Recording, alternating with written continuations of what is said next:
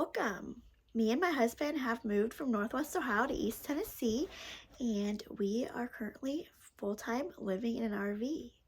So let's talk about the brutal, honest truth of full-time RV living. Let's get to it. So me and my husband are currently living in this RV full-time. We have been living in this RV for about 7 months, and as you can see, it is a Jayco Eagle. It is a 2016. So let's talk about some things about RV living. The first thing I would say that I miss the most about living in a home, and what I miss the most that an RV does not have, is a washer and dryer. So what that means is I have to go to a laundromat and do laundry. And that is probably my most number one missed item that this RV does not have, and that I miss most about living in a home, is having my own laundry room. Some of the newer RVs have hookup for a washer and dryer, and a lot of RVs now come with washer and dryers, but our RV currently does not have a washer and dryer. So we have been going 7 months without having a washer and dryer of our own. I will be so glad when we have a house again and I no longer have to go to a laundromat to do our laundry. The next thing I want to talk about is kitchens in RVs. And as you can see here, this is an oven in RV, and it is not very big. You can tell by the dust in the bottom of it that we just use it for storage. We don't even bother using it. And so that is the main thing I miss, is a full-size oven.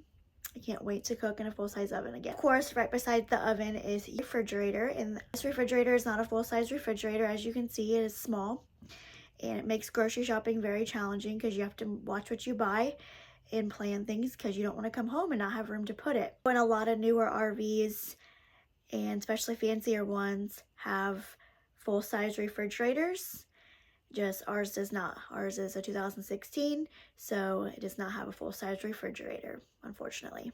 Next thing I want to talk about is bathrooms in RVs, and this is another thing. They make RV models now that have bathrooms that are really big.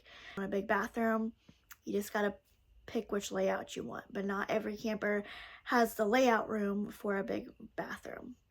Our bathroom is not very big, but it's not tiny like some of the campers I've been in, but it's still a small bathroom. And as you can see, we do not have a bathtub. So definitely miss a bathtub. And as we're on the topic of bathrooms, let's talk about your toilets. Like I said, we were going to talk about the brutal honest truth of RVing. So here we go. Your RV toilets are not normal. You can't just flush them like you do a normal toilet and walk out of the room like everybody does. You have to put water in the toilet bowl, and then you flush it, and it goes down into a black tank. And once that black tank gets full, you have to dump it. So where do you dump your black tanks? If people that have never RV'd before, like, okay, well, what do? So if you are at a campground, most RV sites, not every campground, not every RV site has this, but most RV sites are full hookup anymore, which means water, electric, and sewer is all provided right there on your lot. So if you're at a campground and it has full sewer hookup, you just put a hose from your black tank into the sewer pipe in the ground, and you pull the lever and it empties itself. But if you are like us and we are currently living on our property but not by our septic tank, this is what you have to do. The not so glamorous life of RV living, when you have to dump your tank and bring it to your septic because your camper doesn't reach your septic tank. Full, and we put it up to the mule and take it over to our septic tank.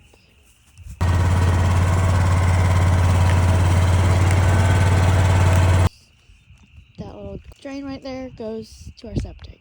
And this is where our house is gonna go. Hopefully soon, one day, soon, we won't have to do this anymore. We will have a house. But until then, this is what we have to do. Husband absolutely does not like to do, but unfortunately it's just something we have to do, and we keep telling ourselves it's only temporary, even though we're going on months of doing this and we still have months to continue. But it's just a short period of life that we are doing this, so we will eventually have a house again one day. One other thing is, it doesn't bother me as much because I grew up camping on the weekends, and I just am used to how campers are. They're not sturdy structures, and they're just they're gonna move, and I guess I'm more used to it. But my husband does not like it. Like, we get 40 to 50 mile an hour winds all the time where we are at, and the camper constantly shakes. And when you go in and out of the camper, up and down the steps, if the dogs move around too much, the camper's just not sturdy, because campers aren't very sturdy unless you jack them up and block them really well. We'll insert a clip here of the wind. You can hear it, and it literally, you can see it shaking our camper.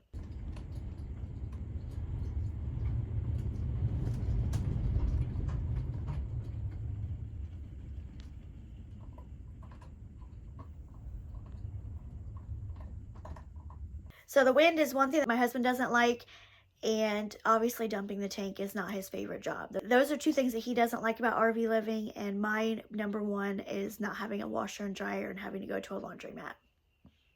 And I also miss a full-size oven. So RV living is not for the faint of heart. You are going to have stuff that breaks, you're going to have maintenance issues, all kinds of things, possible leaks. If you are an RVer, you know what I'm talking about. But if you are thinking about going full-time in RV, this is all things you need to research and consider, because RV life is, there's always something, and you just have to roll with it. I wouldn't discourage anybody from going full-time living in an RV, but I also think you need to know what it's like to live in an RV for a long extended period of time if this is like what you're thinking of doing. And there are amenities and things that you are going to go without, and things are just not going to be as easily accessible as going into a bathroom in a home and flushing the toilet and walking out and never have to think about it again. And it's a different way of living. But if you are willing to be adaptive and roll with the punches, then maybe RV life is for you. A question I'll probably get is, will you ever full-time RV live again after this experience? And I will not say that we will never do it again. I have told my husband that if we ever RV full-time again, it will be like destinations. We have been stationary the whole time we've been RV living the last 7 months, and if I ever do RV living again, I want to be able to travel and go explore and sightsee different areas. And that, I think I would do it again. But doing it like moving again and buying raw land and doing it like we are now, I don't think I would ever do.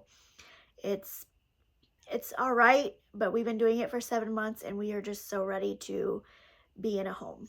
So, but we're probably going to be doing it for almost a year. We moved here in August of last year, and we are probably going to be in this RV yet at least probably the end of July. Hopefully we get in a house sooner, but just timelines, and you know, everything gets pushed back. So we don't know what the future holds and how long we will continue to live in this RV, but we do know that our end goal is to have a house again one day. So if you have any questions about RV living and kind of want to know anything else that I didn't cover, or you just anything you have, drop your comments below and I will do my best to answer them if I know. Thanks for watching this video, and I will see you in the next one.